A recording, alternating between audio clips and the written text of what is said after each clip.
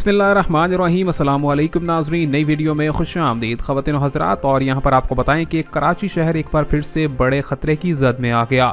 जी हाँ, आपको बताते चलें कि यहाँ पर बहरा अरब में हवा का दबाव कम हो जाने की वजह से यहाँ पर डिप्रेशन में तब्दील हो जाने का और तूफ़ान का जो सिलसिला है कराची शहर से टकराने के हवाले से नई इत्तलाहात भी मौसूल हुई हैं। और यहाँ पर महकमा मौसमियात ने कराची शहर में तूफ़ानी बारिशों के बाद यहाँ पर समुद्री तूफ़ान का और सैलाब का जो खदशा ज़ाहिर किया है, उसके हवाले से बताया गया है कि यहाँ पर अर्बन फ्लडिंग का सिलसिला देखा जाएगा, जैसा कि गुज़िश्ता साल भी बहुत ही बड़ी तबाही देखी गई थी। आपको बताते हैं मज़ीद तफसीलात से हुकूमती अराकीन ने इस हवाले से क्या कहा है, तो वीडियो में आगे बढ़ते हैं और अपने नाज़रीन को बताएंगे। लेकिन साथ ही साथ आपसे गुजारिश भी करेंगे, हमारे चैनल को सब्सक्राइब करें, वीडियो को लाइक करें और घंटी के निशान पर क्लिक करना मत भूलिए। ख़वातीन और हज़रात, आपको बताते चलें कि यहाँ पर माही गीर 30 सितंबर से 3 अक्टूबर तक समुंदर में ना आ जाएं। इस हवाले से महकमा मौसमियात ने नया हाई अलर्ट भी जारी किया है। ये भी बताया गया है कि कराची शहर के अंदर यहाँ पर अर्बन फ्लडिंग हो सकती है, यानी कि कुछ नशेबी इलाके ऐसे होंगे कि जहाँ पर पानी बहुत ज़्यादा देखा जाएगा और सैलाबी सूरत हाल देखी जाएगी।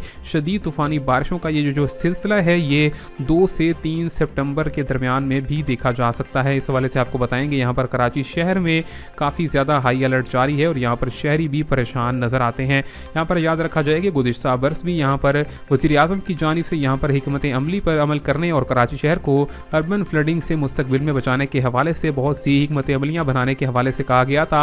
लेकिन फिल वक्त यहाँ पर कराची के शहरी मुसलसल और मतवातर मसाइल का सामना करते नजर आते हैं। फिलहाल यहाँ पर तूफ़ानी बारिशों का और यहाँ पर समुद्री तूफ़ान का जो खदशा है, उसके हवाले से शहरियों में हाई अलर्ट जारी कर दिया गया है। मिलेंगे आपसे नई अपडेट में, तब तक के लिए अल्लाह हाफिज़।